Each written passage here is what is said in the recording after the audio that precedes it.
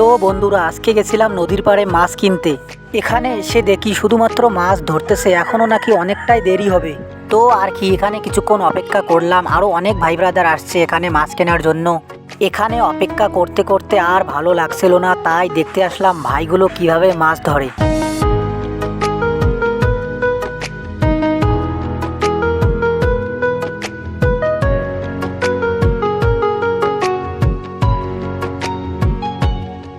তো বন্ধুরা, অবশেষে ভাইগুলোর মাছ ধরার কাজ শেষ। তো দেখতেই পারতেছেন চারিদিকে শুধুই মাছ আর মাছ।